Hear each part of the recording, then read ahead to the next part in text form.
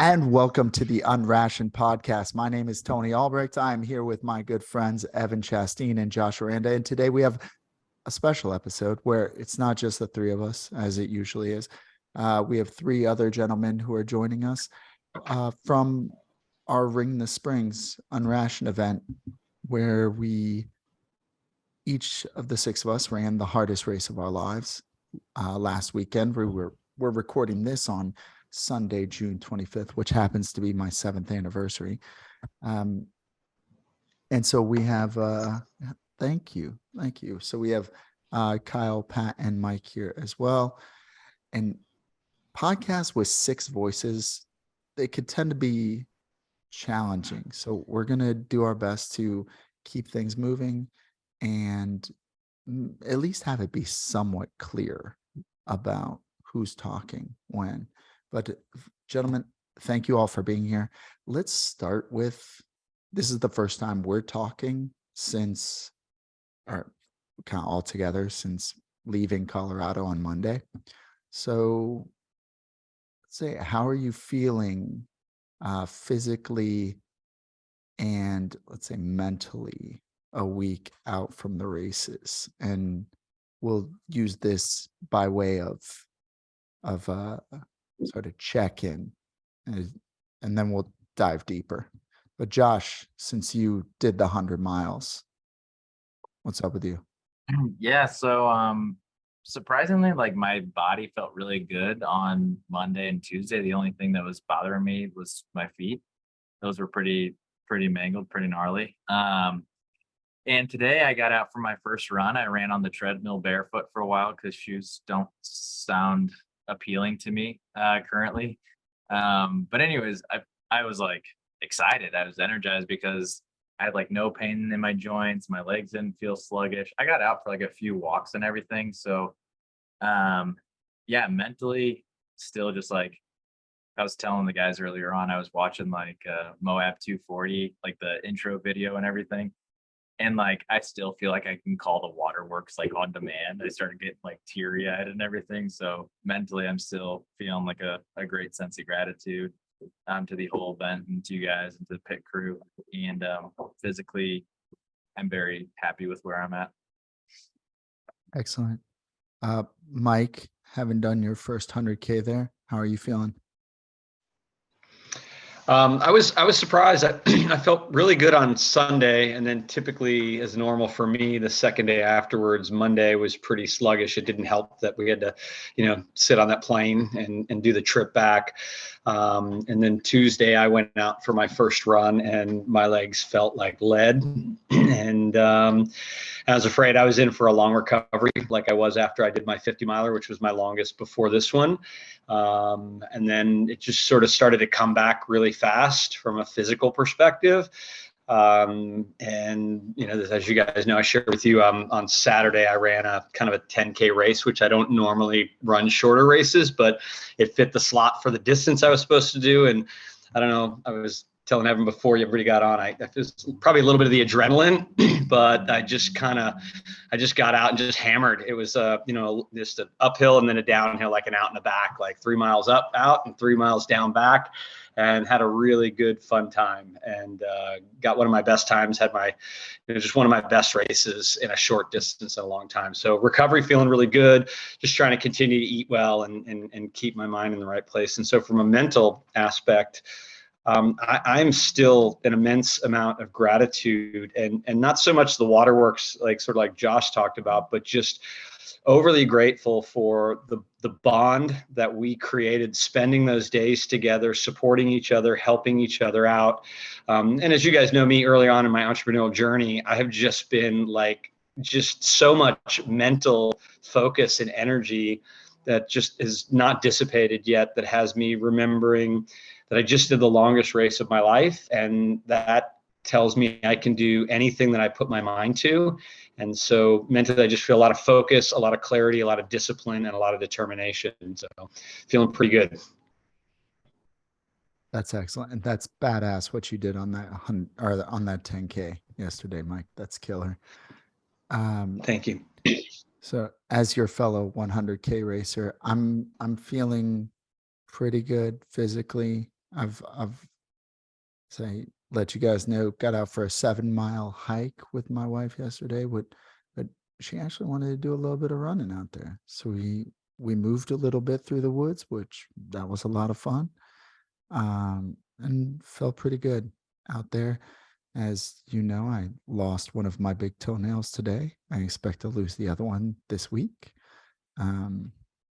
It's always weird when it happens, but other than that, body's feeling pretty good.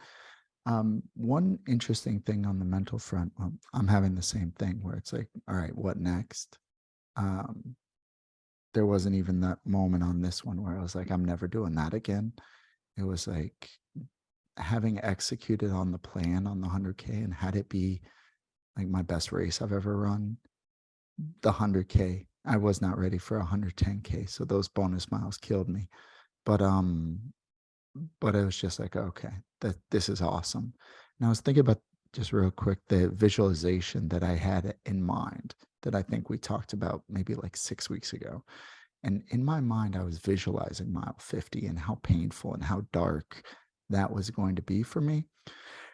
And I didn't realize it till after the fact, but the only photo I really took from the entire race was at pretty much mile 50. And it was basically at the moment where, for some reason, I felt like taking the photo. I put it away, and then I just put up like my 9 best miles of the day, like after putting my phone away from like mile 49 to mile 58. It was unreal. So just, I've been appreciating that aspect of the experience. And yeah, it's been pretty cool to like that the map gets bigger, right? Like there's more for us to explore. So Kyle, your first 50K. How are you doing? Physically, I'm feeling great. I've gone out for a couple of miles. I've got about 10 miles of running in this week. Yesterday I went out for about 6 and a little knee pain still, which is a little unusual. So I'm chalking it up to like just still recovering. But my body feels good and feels hungry. Like I want to keep going. I'm back here in the heat. And so oddly enough, it feels like home, like at home running in the heat. So trying to enjoy that. And then I think mentally where I'm at is I think I left feeling a little, I think this race took me by surprise. And I am still processing a lot of that. If you asked me on Sunday night or Monday, hey, what's next? I don't think I would have answered the question. I would have just like walked away. Now I think I need to redeem myself a little bit. Like I'm pretty hungry to rewrite my story on a 50K. And so I'm already looking around at what kind of race can I get into in the next couple of months here close by, and just I need to do over, for myself. So I'm excited for that, I think. And then I've got my eye set on like a 50 miler, I think in Big Bend in January. So that's kind of my next like big thing that I want to take on. So yeah, I think I'm a little bit of like working through some unwanted emotions around the performance, and then accepting that, and then just learning. I'm humbled, and I'm trying to learn from it and prepare for what's next. We're going to dig into those learnings a little bit more. And you had the look in your eye that I've had on just about every race I've ever run. So I feel you. Yeah. Evan, how about you? Your first 50K, how you feeling a week out? I'm feeling good. I didn't realize it was a week out today until my mother-in-law was like, all right, so like last week you were like 20 miles in at this point. And it feels like so much longer than a week ago to me. I think a couple things factor into that. But physically, one is I'm not near as sore as I expected to be. Just the days after my wife and I went on a little trip with our son, and there was lots of walking involved. And thanks to Mike and his recommendation on these sandals that I got, these recovery sandals, I think I owe my recovery to. But yeah, I mean, physically, I feel up for a long run. And the recovery process was not near what I thought it would be. Focus, mentally, I'm not back into a groove of getting back home at this point. I'm like figuring out what life on this side of that thing looks like. Part of that is having a vacation on the back end of it, getting home and not really getting my feet under me. So I'm yet to have my feet under me, and I'm viewing this like stretch of work ahead of me as a 50K. Like the context of the race has been really helpful to move slow, take it one step at a time, stay hydrated, and like stick with a plan. And so I'm curious as to how that's going to play out and just like get me back into a groove with work, because I don't feel there at the moment. I'm also looking forward to getting back out there on another long race. So yeah. Right on. And Lohi the Gladiator, that coming off your first 25K. How are you doing?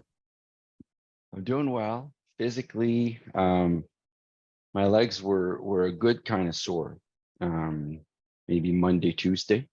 Not a bad joint sort of sore. So which I was anticipating and dreading. So really happy that that's not the case. I think you guys have turned me into a runner after all, despite my my best efforts. And I'm chomping at the bit to get out there for a long run. So there's forest fires in the province where I'm in, and the air quality is just very poor / dangerous. So I haven't been able to go out for a run, and for the first time in a very long time, I am disappointed. I'm yearning to get out there, and to see what I can do and improve on what I can do, and have long runs become the baseline, so that I'm entering into a decision point in the next couple of weeks here and saying, okay, what's next? Is it to attack another 25 and do it better strategy, better execution, better cadence, or is it to, turn the page on that already without getting too confident or cocky and saying, okay, well, what's the next distance? What's the next push and the next stretch? So I want to get out there and make that decision pretty quick. Mentally, just full of gratitude. I'm hovering between Josh and Mike, where the waterworks aren't too far away when I'm watching those motivational videos about camaraderie and brotherhood. Like that gets me. And then there's the boss up gladiator style of mentality, which is, we did this. What's next? Let's go, in all facets of life. And life on the other side of this, at home, has I've tried to apply the good lessons, the good values that we all talked about last week, how to be with one another, for oneself, for those around us, kindness, patience, understanding. And so really trying to put that into practice. I feel you on that. Glad to hear that we're all looking for the next runs. That's exciting. I was interested to hear, we'll kind of open this up, and ask, we'll just try to make it clear who's talking when they're talking. But what's stuck with you, or what at this point, like, what do you find yourself thinking about from the experience? What lessons, if any, do you find particularly poignant, either on the positive or the painful lesson side? What have you been thinking about? Maybe a way to boil it down would be like, what was most essential about that race experience for you? I can jump in. I have shared this many times that like these races are where I go to fight my demons. And I was expecting to face a lot of them because I was pretty nervous about this race. This is the first race where I was like, I don't know if I can do this. And you guys were a huge help for me like processing that. But I didn't fight any demons while I was out there, which I found like I had one point at mile like 70 where we were getting lost a few different times at 3 o'clock in the morning. It was my alarm for the day before, I have it on repeat.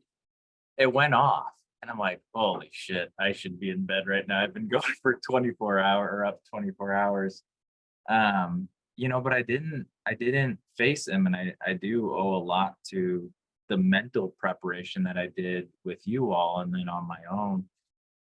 And I was like talking to my wife and my dad about it a couple days ago, and they were just asking me questions, and I was like, I feel like this week I was able to look at life through the lens of like, what are my little hills? Meaning, when you're doing an ultra, you walk sometimes on the smallest degree of incline when it gets a little bit hard because you're playing the long game. And going too fast on a small hill has negative repercussions for later on in life. But if you take it easy at a gradual pace, a sustainable pace, it actually is just part of the whole journey and it doesn't rob the future self from it.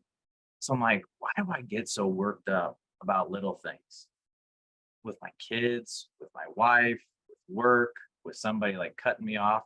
And so I've just been like thinking of everything as like my little hill. Like, dude, this is inconsequential in the overall grand scheme of the ultra marathon of life. And so just keep moving, you know?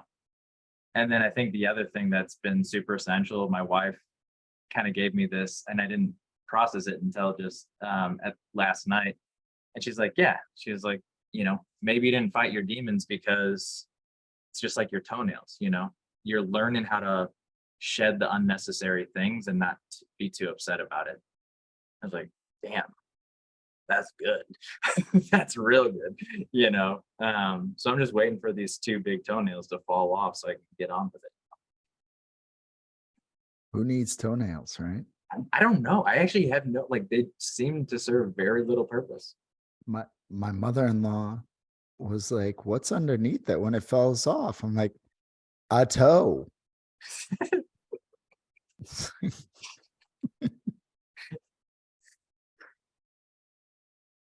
But I appreciate that, Josh. I had a similar experience with, and I'm not sure what it was, but I have to think that this dynamic that we've got here played a part in it, right? That you and I both came into these races expecting for things to get real dark, like just a total mental free for all, and didn't play out that way.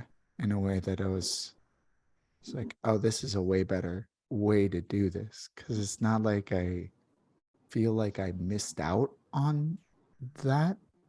I expected it to happen. I prepared for it to happen. The fact that it didn't wasn't a bad thing. It just, I came out of it, I think, feeling more in control, or like more, I don't know if capable is the right word, but it was an interesting experience, and definitely one of the big takeaways for me as well. Yeah, Mike, you were about to jump in. Yeah. So, you know, it's first off, Josh, your crew beyond this is just amazing. And I want to make sure that you tell them how grateful I don't want to speak for anybody, but all of us are in terms of, your mom and your dad and Laura. I didn't get to engage too much with your brother, and Billy. Oh my God, Billy, just like what a hoot.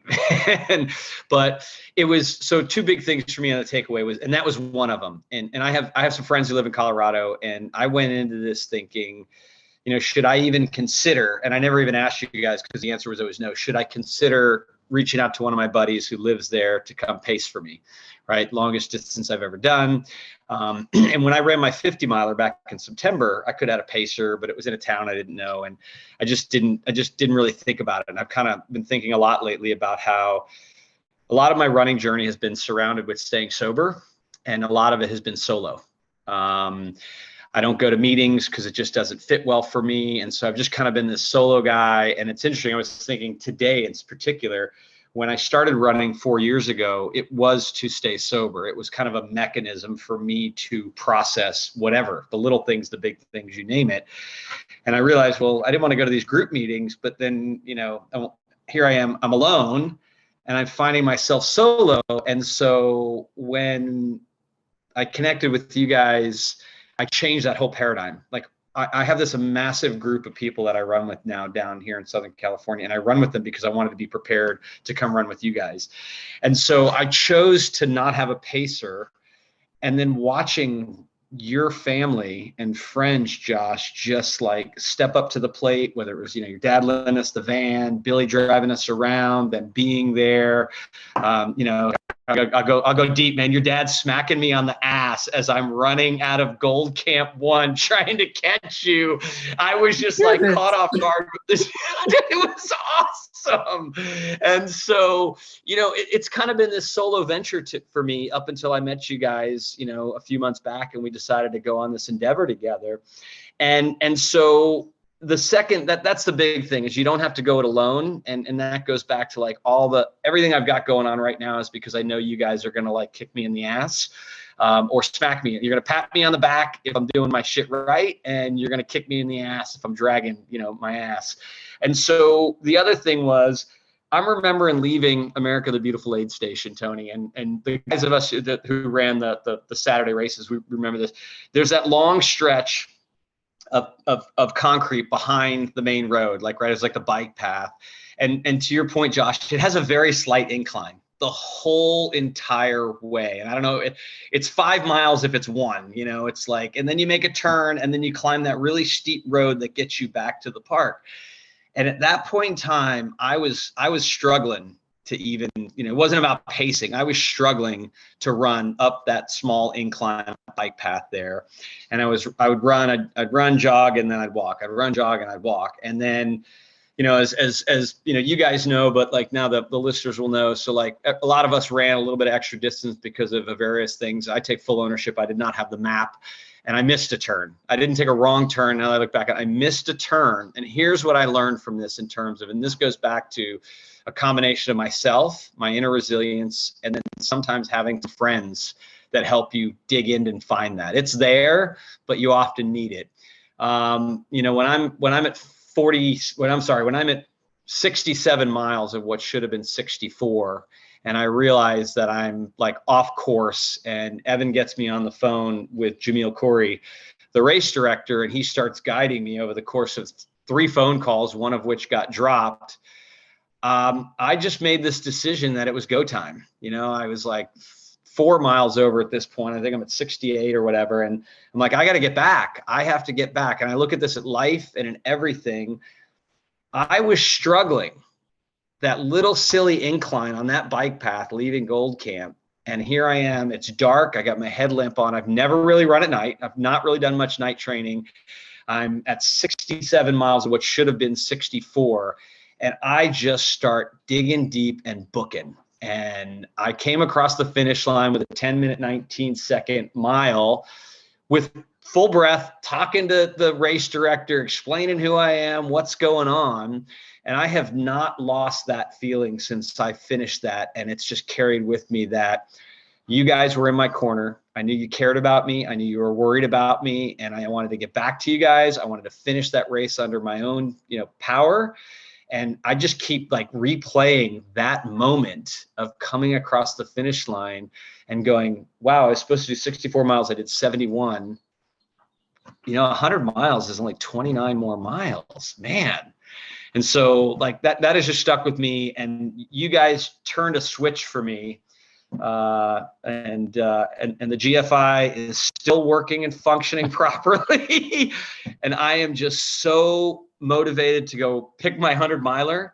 I'm so motivated to like bust out this year, and my entrepreneurial journey has really like, we're just taking off from the launch pad, and I owe so much of that to just knowing I had you guys in my corner. That's great stuff, Mike. I think Mike, this is Pat. And I'm going to steal a line from Evan. In the follow-up of you crossing that finish line, we were just in awe of your attitude and your positivity during those moments when we were worried and looking for you, and immediately following, even though once we knew everything was fine, and you weren't mad, you weren't upset, you're just gleeful and joyful. I think you immediately recognized what you had just accomplished, and it was absolutely beautiful. And that's something that will stick with me anyway, and I'm sure I'm seeing some head nods on the call here. It was pretty spectacular. It's one of those moments, I think, that a short moment, but that will stay with us for a very long time. Yeah, there's enough anger, Mike, in our car driving around looking for you. Like, we were like, what the hell is that? Like, that was like, if I get on the race and there's no markings, it was really good for me to go through that anger. Like, I dealt with my anger for you so that when I got lost on the course the next day, it's like, I've got nothing to be angry about. I got it all the night before. Oh, that is awesome.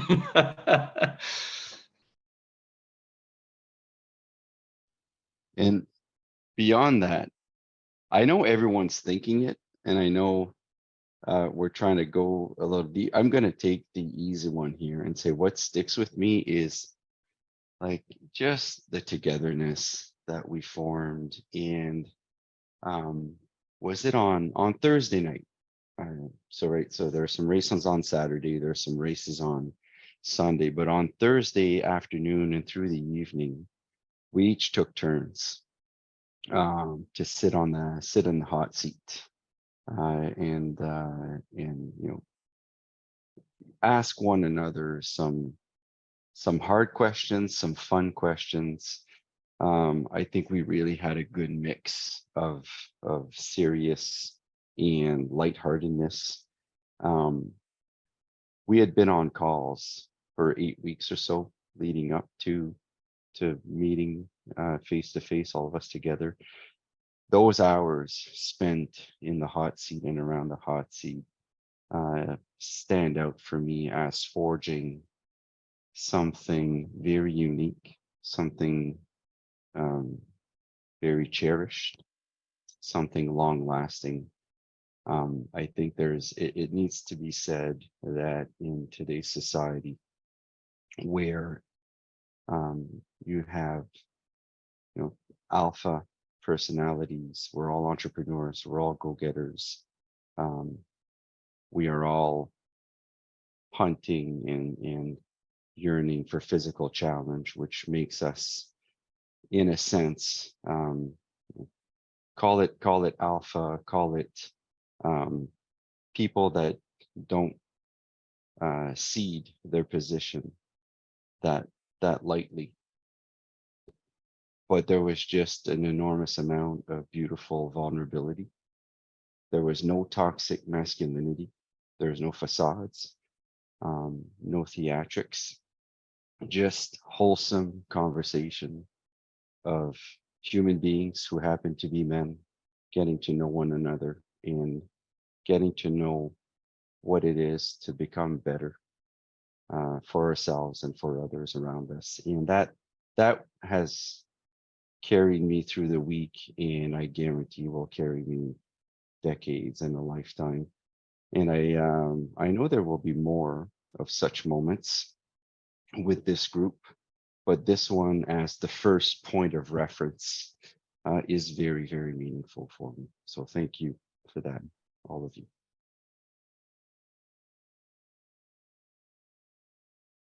I appreciate that. And that has stood out as one of my favorite things about the weekend as well, like doing that. So, Evan, good idea. Thanks. That stands out to me as well. There's something about an intentional time with, you know,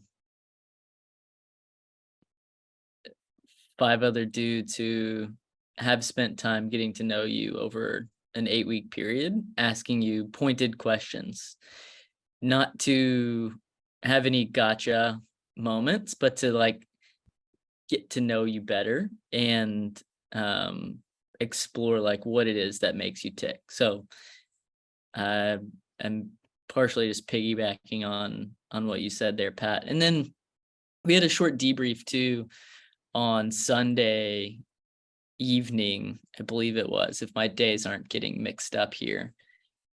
And I shared how meaningful it was to me. Like my wife and son flew out to Colorado. My daughter stayed here in Georgia with my in-laws, and they got to be there at the finish line, which the way things unfolded for this race for me was very I'll say divine, because it's just unexplainable in a sense of like the 2 extra miles on the course to finish my 50K, like personal 50K, before running into Kyle, and then like being so happy to find Kyle, and then walking it in with him, and then finding out later that my wife and son were only there for 10 minutes before I crossed the finish line. So like any faster, like if I would have kept on pace, if I wouldn't have found Kyle, if Kyle wouldn't have found me, it would have like robbed me of the joy of finishing with my family there, which was a really meaningful moment to me.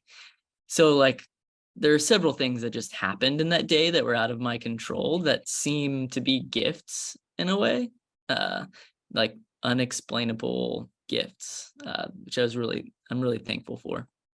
And then I shared with you guys on Sunday night how meaningful it was for my wife and son to get to meet you in person. And I don't think that, you know, based on this group, I don't think that'll be the last time that they get to hang out with you guys.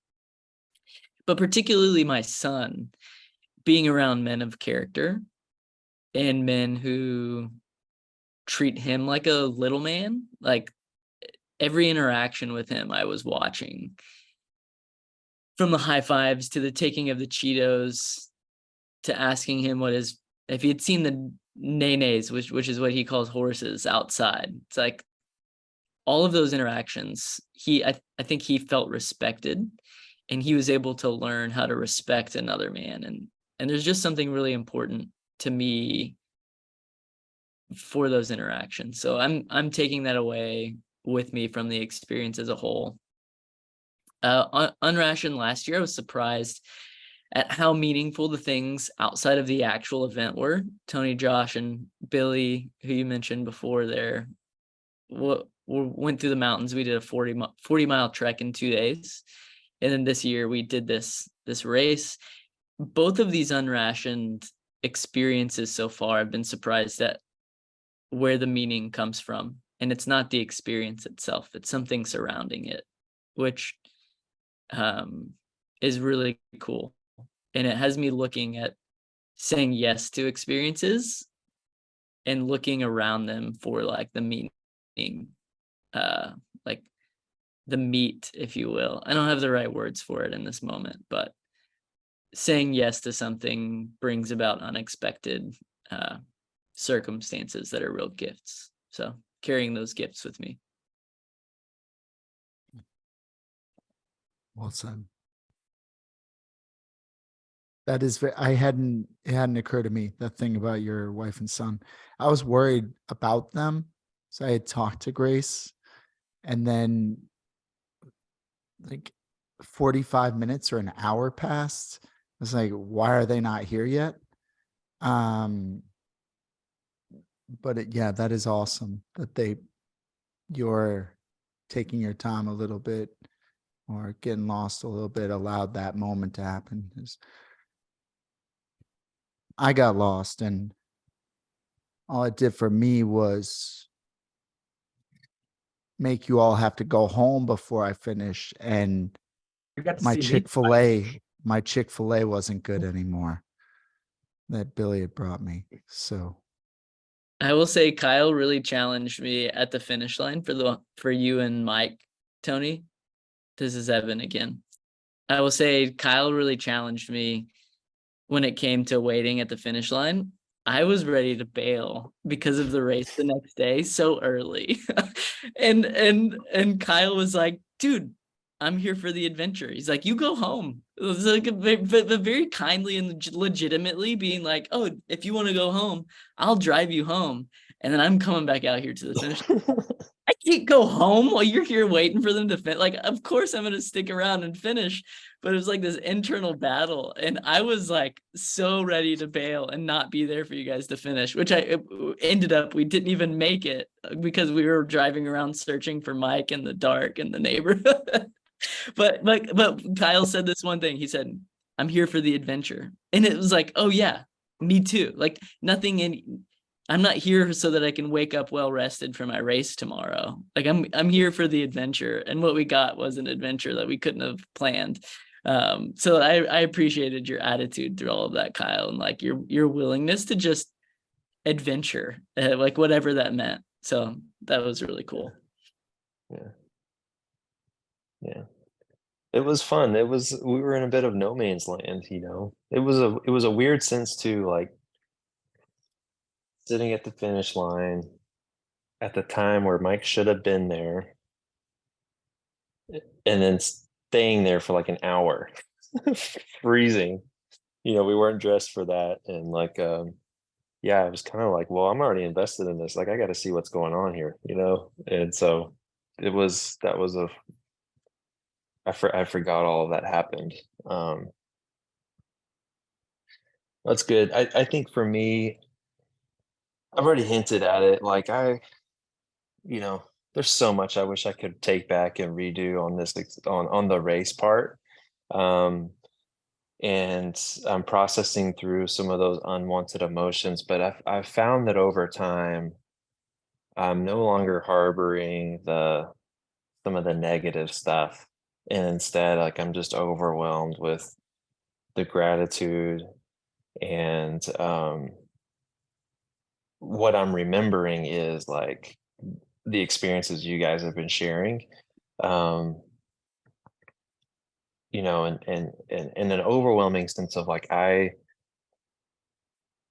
walking away like before this race I was 99% confident like this the challenge will be hitting my goal. That was what I was prepared to challenge myself with. And post race I've never confronted like quitting as closely as I did than this experience. Like that I did wrestle demons by myself, you know, up there. Like I was ready to stop. Um and so that to me is like while I am frustrated and like upset about some of the outcomes of my performance, I am incredibly proud that like I didn't give into that, you know, and then also grateful, Evan, like it did feel divine. Like I needed to see your smiling face come around this corner and literally pick me up off the ground and like let's walk this thing in, you know. And so I'm just extremely grateful for that. You know, I'm not sure. You know, I don't know. I don't know what I may not have ever gotten up from that little underneath that little shaded tree, you know. And so it was. I'm carrying a lot of that. I think those are the things. Those are the lessons that I'm walking away with is like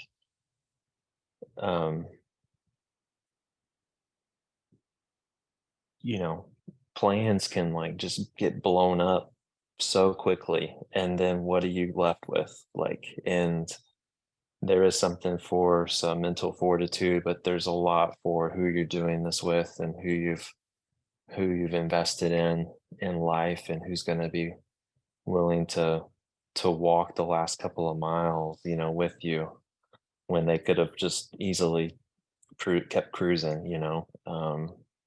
So yeah, I'm obviously I'm sounds like I'm still processing a lot of that, but um I would say like an overwhelming sense of gratitude for the experience and specifically for the relationships I have, you know, in my work. Like I work closely with people who there are times where there's some vulnerability and there's a lot of trust, but I find that a lot of my relationships are unmatched by the types of like conversations and experience that we've had here in the last 8 weeks. And so it is something pretty special that we've shared. And I'm just, yeah, super grateful for that. Um, yeah.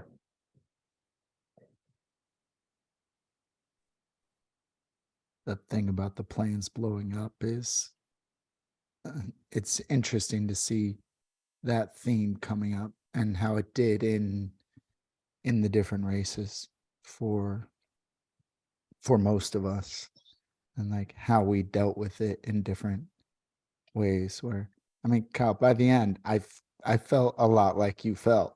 I was like, yes, this Yeah. for me. I was like, I felt so good about the 100K, and then I still blew up, which was my number one goal, was don't blow up. And then I still blew up, and then I was still like, I'm walking through the dark and it's 11 o'clock and I really can't move anymore. Like, Mhm. but yeah, a lot of lessons in that. Anybody else have any uh burning insights or things they want to throw out there about the race experience?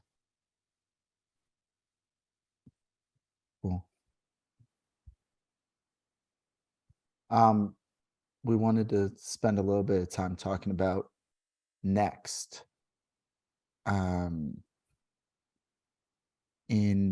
so Evan, Josh, and I had the chance to talk on Thursday for a while. We got a solid 90-minute session in, which is pretty good. It's hard to get Josh for more than like 30 minutes at a time. So that was awesome. But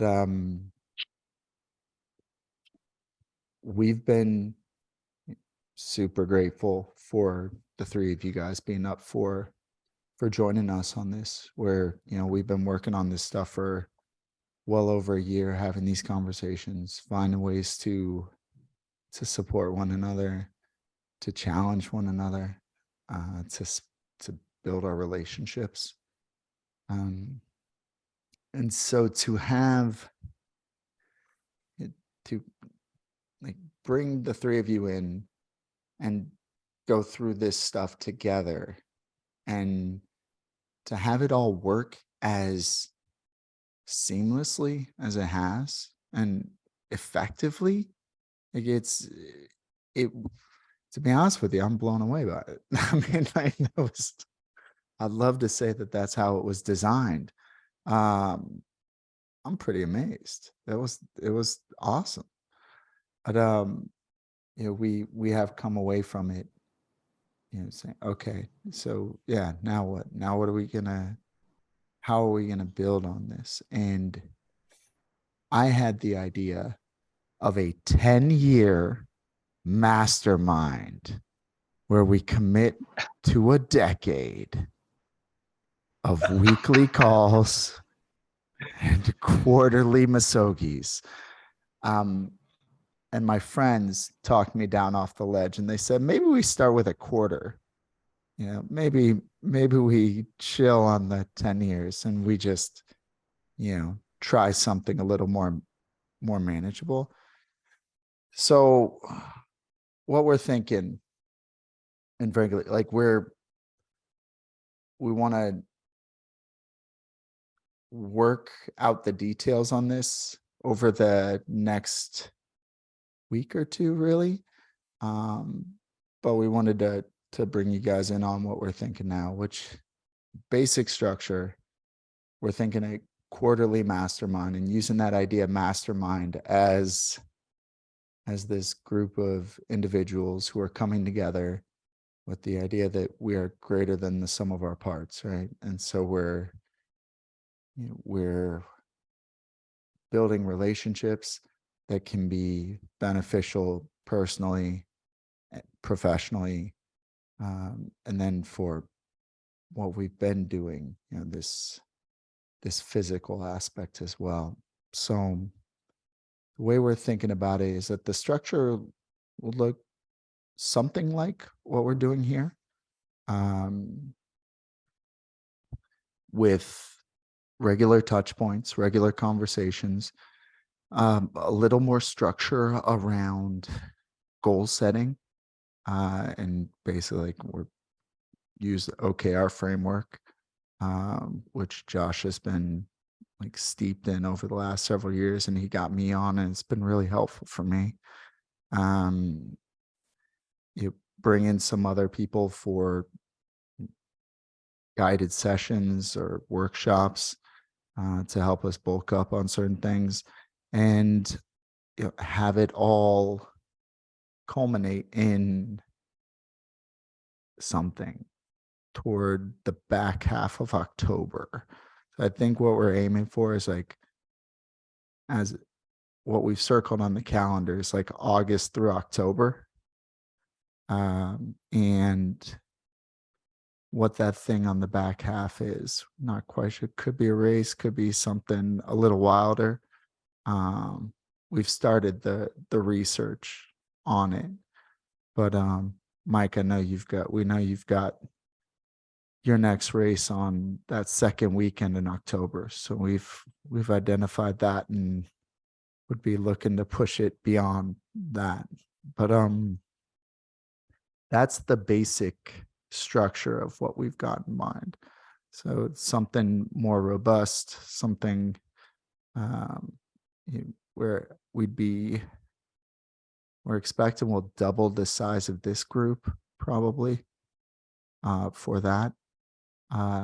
Evan, Josh, are there details, things I failed to mention?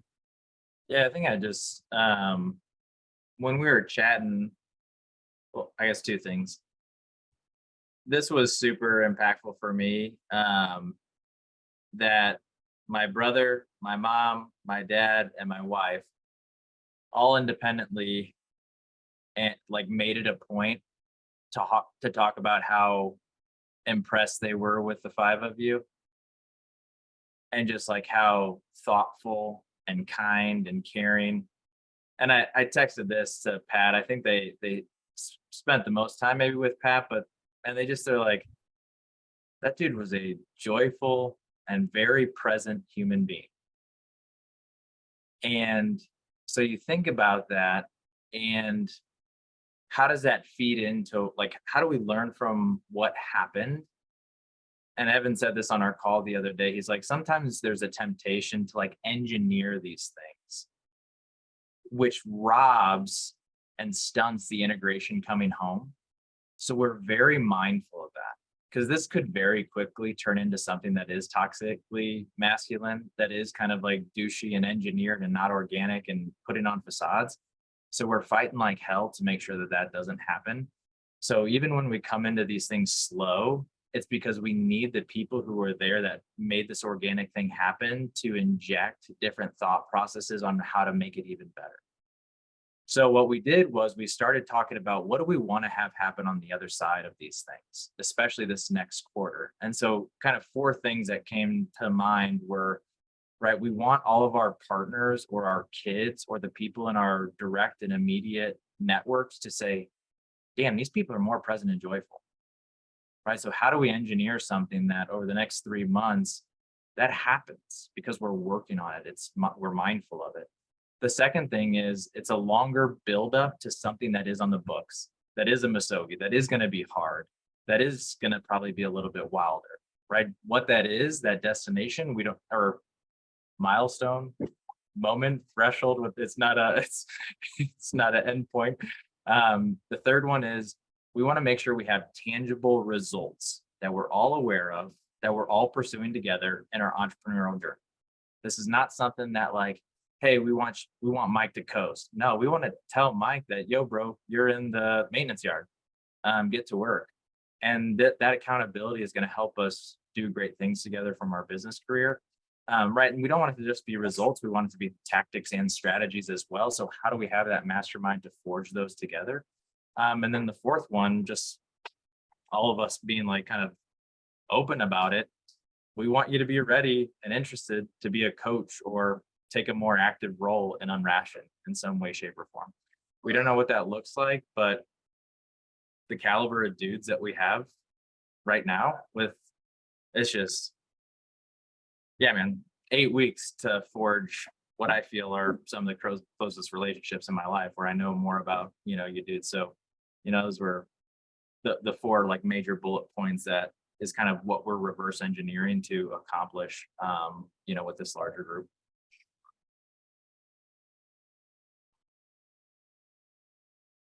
I don't have anything to add to that.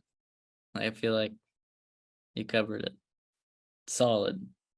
Those 4 points I've written down in front of me here and somewhere else from our meeting the other day, and they seem spot on.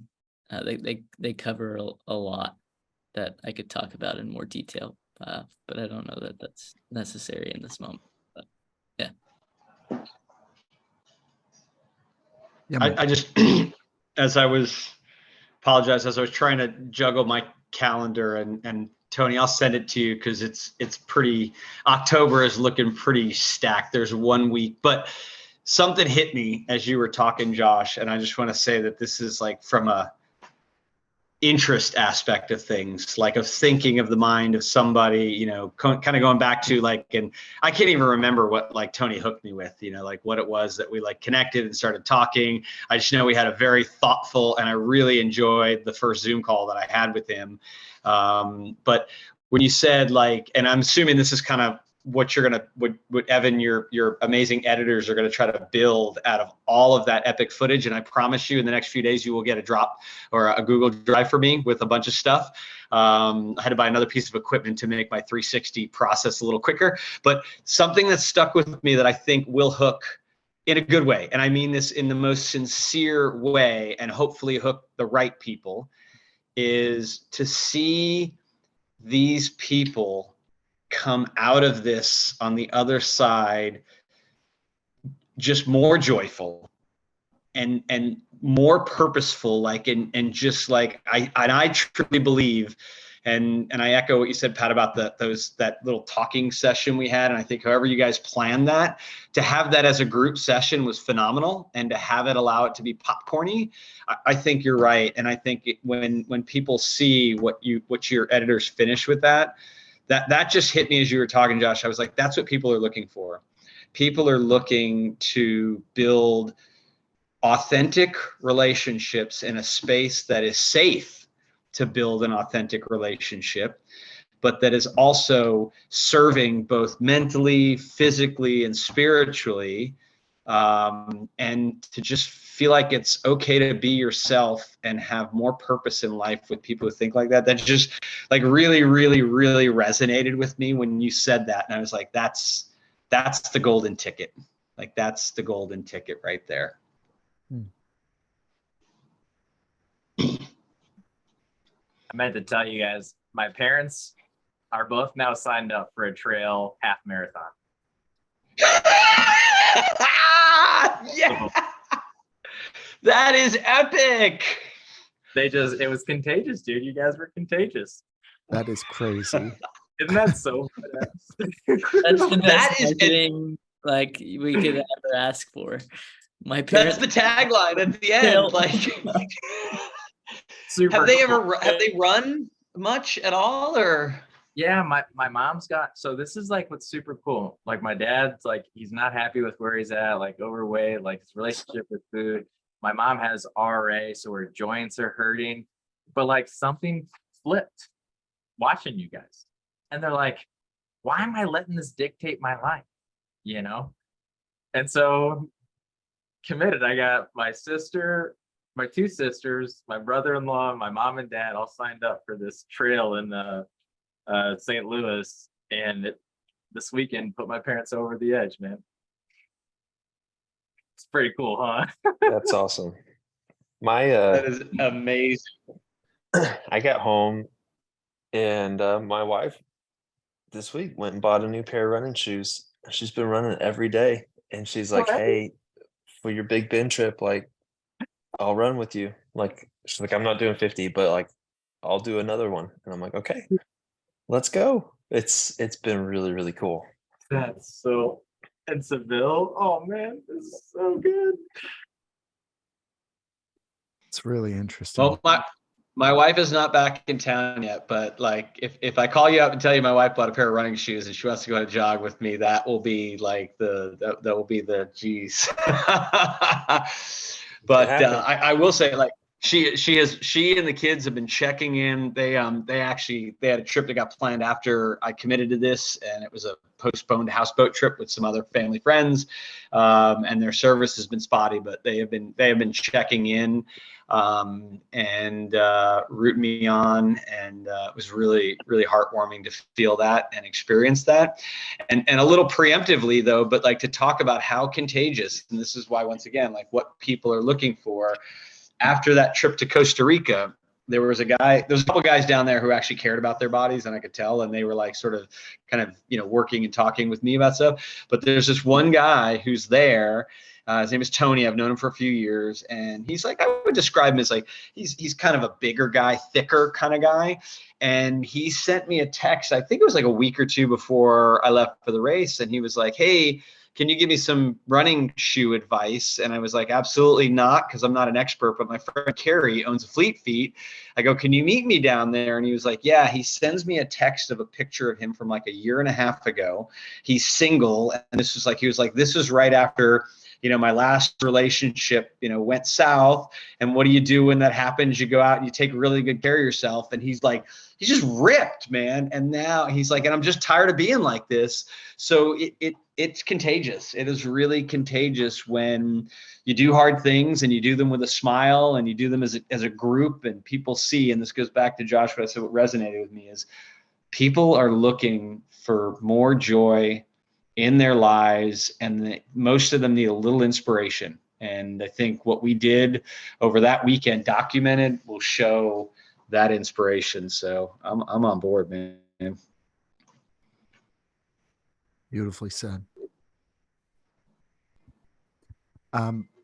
So Kyle, are you in, or am I going to be the swing vote? Am I? I want to know where you're gonna land anyway. I'm in, baby. Come on. Are you kidding me? We're doing this. I spent most of my afternoon today looking at flights from the Liberia airport to make sure that I can get to most places in the Canadian Rockies and wherever you guys decide that the next event is going to be in the States. I'm in. Like, yeah, absolutely. Awesome. you're a good I man. And if you don't want me in, I will hunt you. I will find you. I will find out where this is happening, and I'm showing up with 5 bags worth of Chick-fil-A. I would say for me, it's an interesting thing. Like, the idea of coming home blew me. Like, I was a little nervous. Like, I didn't know what I was walking back into. The week before we left, things got a little tense here at home. I didn't realize it to the extent that it was, but we had just spent the week like with my parents, my family, which to me is great. For my wife, it's like a week with her in-laws. She's like, "Oh my God," like I forget that every year. We do this annually. And so it takes her time to reacclimate. But coming home, like, the support I've gotten at home has been incredible. Just not not only here, like with my wife, but with the close friends and the other family and people at church and just like our community. Um, it's been really, really cool to experience and the interest people have taken not only into the race, but like into this group and into this experience that we've had. And yeah, so I say all that to say, like, I would have been nervous, like saying to my wife, "Hey, I'm doing this again," because um, pre this experience, I think I would have been nervous because of like, what is that going to cost her, another week away or whatever it is here at home with the kids. Um, but since this race, I think like she would be like, you're gonna do this. I don't want to speak for her, but that's how I feel right now. And so yeah, all that to say is like, let me know. Well, where are we going? Let's go. I'm in. Oh, To build baby. up that, Kyle, my wife's like, what's next for you guys? Like this group stayed together, right? Like it was almost like the thought of it not doing something else was like a sense of loss before I even got a word out of my mouth. It was pretty cute. Cool. Exciting stuff. Oh, we'll loop you guys in on really like figuring out what that live component's going to be. Like that's so this week we'll be putting shape around everything and seeing about getting something on the calendar. But that's exciting. And I appreciate what y'all are saying about your families. Kyle, I would have had a similar concern as well, to be honest with you, after leaving Seville for 5 days. But yeah, it's been really beautiful to like see it unfold differently. Yeah. Frankly, at some point we're gonna have to figure out how to get families involved. Like that might be kind of fun at some point. But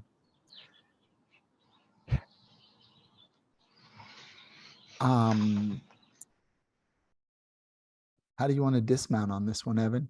Should we just have Josh howl?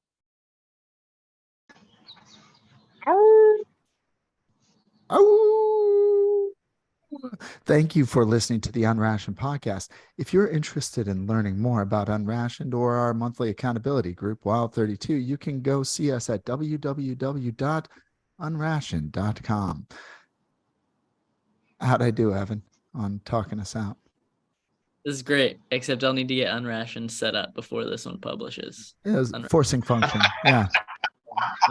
That's great. Yeah. I like it. Yeah. By design, Watson. That Yeah, one was. exactly. It's time to make the jump on the website. It is. Yeah. Thanks for doing this, guys. Appreciate you.